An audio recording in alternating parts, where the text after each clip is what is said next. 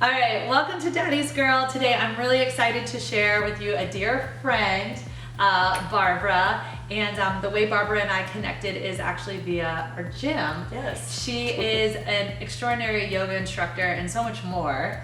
And we're working really closely together now because Barbara is taking a group of like-minded yogi meditation people to Iceland, and I'm helping her with that. Yes. And so we've gotten to know each other, and through that, the story of how she's a daddy's girl came to light, and I wanted to share that with you. So thank you, Barbara, for being here today. Great to be here. Thank you for having me. Of course. So Barbara, before the camera even started rolling, you were sharing a picture of your father, which we're going to show later.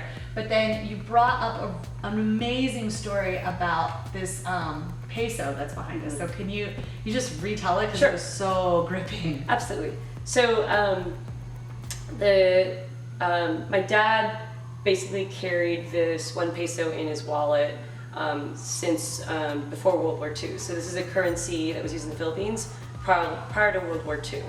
And he sort of kept it as a souvenir, not really a souvenir, but a lucky charm, so to speak. So it was always with him because he had survived World War II. And basically during the Japanese occupation of the Philippines in the early 1940s, I believe, they took over Manila and started to execute and publicly behead all the young men and boys in the streets of the city. So they would do that in front of their families and just be reduced to just little kids and women. Wow. So they basically eliminate any threat. And because of that, my father had fled to the jungle. And he was in a place near like these really famous falls called Pagsanhan Falls. That's a really wooded jungle. So when he was about 13 years old, he basically hid in the jungle, had to become a sort of a young guerrilla fighter. He got shot at least one time in the arm as he was running away from different soldiers trying to find him in the woods. He witnessed his friends get killed in the process. Wow. And even at one point he met an American soldier who traded guns with him because he had a really old gun, that was more like an antique. So he traded his gun for a bigger gun from an American soldier that he encountered in the jungle. Wow. So just really, really fascinating stuff. And that whole experience, just really made him who he was.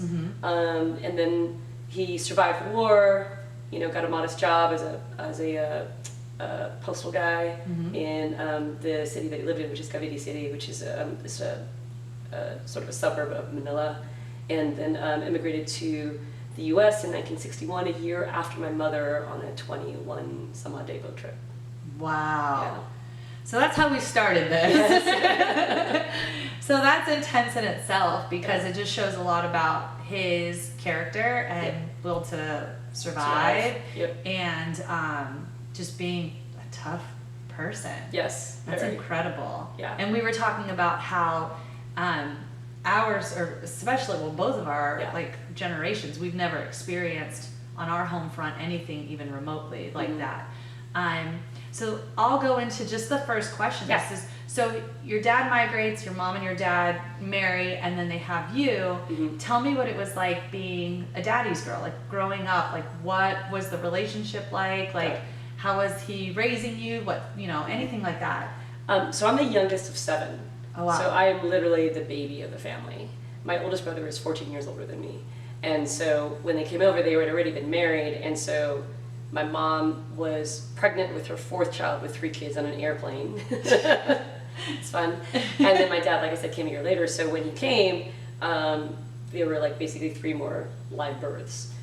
So I have 2 older sisters. One's 5 years older and one is 18 months older. So I'm not just the daddy's girl, but I'm the baby of the family. And because there were so many kids, I ended up getting a little bit of a special treatment. So I was really a daddy's girl, and not, but I was also sort of a tom girl. I like dolls, I like dresses, but I also like playing basketball. I also wanted to help him. He was a house painter, so he would paint our own house, and I said I wanted to help him. So I tried to paint the house, but of course would get too tired. When I started playing basketball in junior high, he put up a basketball hoop for me because no one else in the family had ever played basketball for their school, and I did, and so he put up a big basketball hoop for me. When I was sick at home, You know, he would give me like 7-Up and cookies. And he was like the traditional dad. Like he worked all day as a house painter, would come home at like 5 or 6 o'clock, just, you know, tired from a day's work, but would be dad. And, you know, I call him Pa, he's my Pa. And he would basically sit with us, have dinner, watch TV, and just relax with us. And just his presence was something that was always just there. He was always there for all of us in his way, in a very simple but very strong way. So always felt very protected by him in so many different ways. Even when I would get in trouble, like in high school, still felt like what he did with us was a way of protecting him, even though, you know, I kind of might have done something shitty. And, you know, it was really hard to do something, you know, stupid in high school because we knew what his life was like. We knew how hard it was for him. And when he used to say, "You'd have no idea what it's like," we were like, "Okay, you're right." Right. We didn't live and fight in the jungle. Yeah, exactly. Here we are. Yeah. So, you know, he was very much the protector of our family. Wow. Yeah. And how old were you when he passed away? I was 33 years old and 8 months pregnant with my first son. Wow. Yeah. But he had gotten sick, so he ended up having what's called amyloid angiopathy, which is multiple bleeding strokes in his brain. And we don't know where that was from. It could have been environmental, from like working with house painting and maybe asbestos over, you know, from the 70s through 2000. He had just retired and started to like have these weird stroke symptoms. Yeah. And then it just went really bad, and he was hospitalized and almost died on the first massive stroke. We ended up learning a lot about the brain, his brain. Most strokes are like a blockage, so it's just like an aneurysm that pops, but his was like, they described it as a bunch of, you know, rusted, leaky pipes. So he had multiple bleeds all over his brain. Wow. So that happened to him. He came back, and then 6 months later he had a more massive stroke that crossed the hemisphere of his brain, and so he was completely debilitated. Wow. And we had not done anything about advanced directives with him, whether or not he wanted to be on DNR, and so he couldn't speak for himself. Wow. And so we kept him alive because we didn't know what else to do. Yeah. And so he lived really in just a shitty way for, God, another like almost 2 years after the massive stroke. And he would have some moments of, you know, lucidity, but we knew that we weren't going to have a whole lot of time with him. Just 100% care, like turning in bed, in a wheelchair, unable to talk, really unable to move, but with some like alertness in his eyes and the occasional word here or there. And so he passed away that way due to complications from pneumonia. And so he had hospice in our home, in our family home, and passed away peacefully in our house. And this is the first time any of us had ever lost anyone. You know, in a family of 9, and who think something would happen in family of 9, but he was the first of the family of 9 to really pass, and it was a pretty big deal. It's only 33. Just had a baby. I was about to have a baby, so it was a pretty, definitely like a circle of life kind of experience.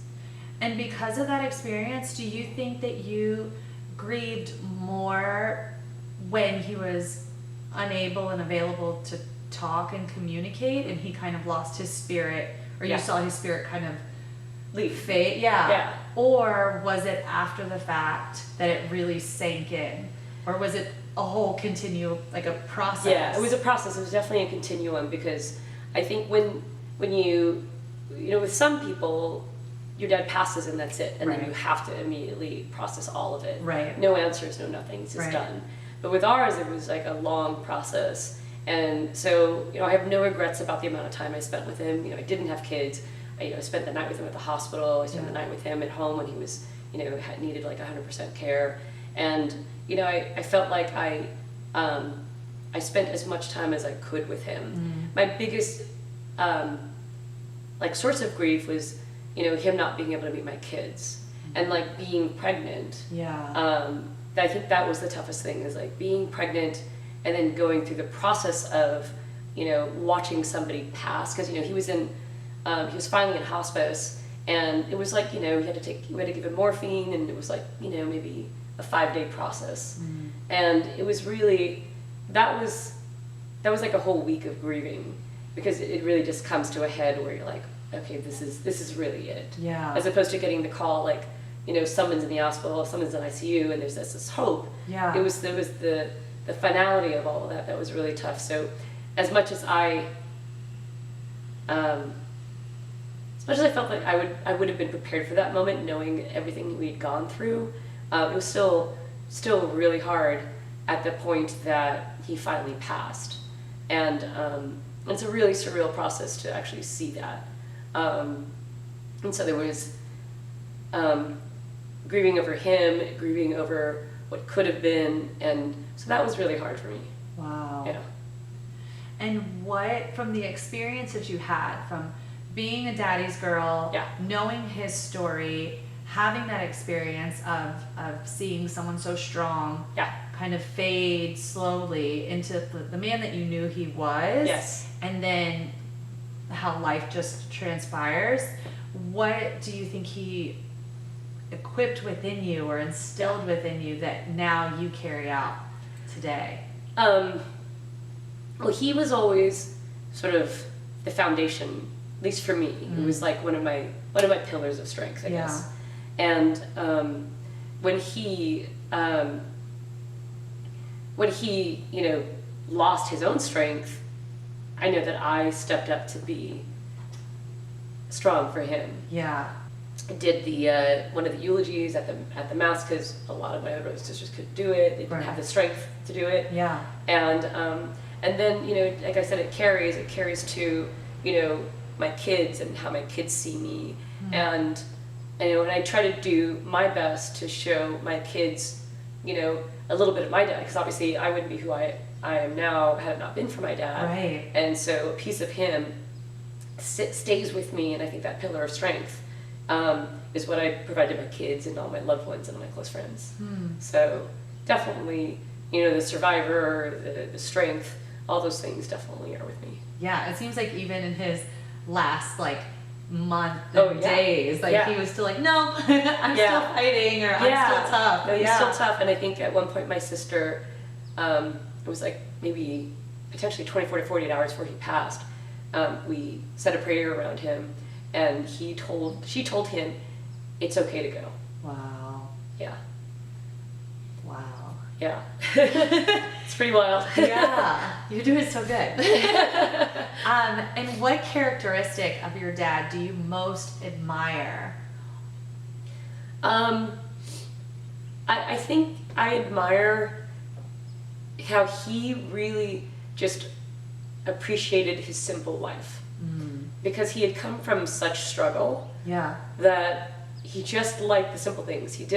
He'd rather watch a baseball game from home than having to go to the baseball park, because he loved the simplicity. And I think it's because he loved the fact that he had a stable, normal home compared to where he, you know, because who you are is so much what who you are when you first grow up. Like, those are formative years. Yeah. And those formative years are filled with war and struggle and death and starvation and all these really like hard things. Yeah. And that's, you know, a generation ago. Like, most of us don't have to go through those things, Right. you know, in, you know, normal first world societies. And he went through all of that, and so I so appreciated that, how much he just appreciated and was grateful for the simple things in life.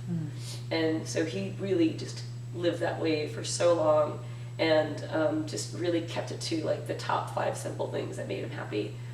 He's a Giants fan, so watching a Giants game on TV, and he'd sit back in his usual spot and just enjoy it. And those are the things that we would have wanted him to like have in retirement, but you know, he did get it. He got a lot of it, and he did just so successful in bringing his whole family over and giving them the better life that he didn't have. Yeah. And what do you want maybe the world to know, but maybe your kids or those immediate to you, what would you want them to know from either the experiences that you've had or in memory of him? I mean, I feel like we don't get to share very often those kind of stories. And just in a legacy mindset, you know, what do you want people to know? Well, there was a saying that he actually always said to us. He called it, everything was a TOB. which is a thing of beauty, which is actually from a Keats poem. A thing of beauty is a joy forever, etc., etc. Wow. And he, just cut it along the way. I'm probably sure from the movies or something. But he called everything a thing of beauty. And so, anytime you get to a moment where, it's a beautiful sunset, or, your kid is so happy because, they just ate birthday cake or whatever, I always call it a TOB, or a thing of beauty. Wow. And then I named my son after him, because my son's name is Tobin. No way. Yeah. That's amazing. Yeah. So, he's definitely such a big influence on me and my family. I honestly, I'm so jealous of people who still have their fathers. Yeah. I'm like for Father's Day, I have to go to the gravesite and put the flowers on, if I'm in San Francisco, but otherwise, I don't have that in my life. And I had a very, father who was very caring. And so, anyone who has a father who's out there that is very caring, just appreciate those little moments. Yeah. Appreciate the simplicity of life, Yeah. Know that everything's really a thing of beauty. Yeah. That's okay. Thank you.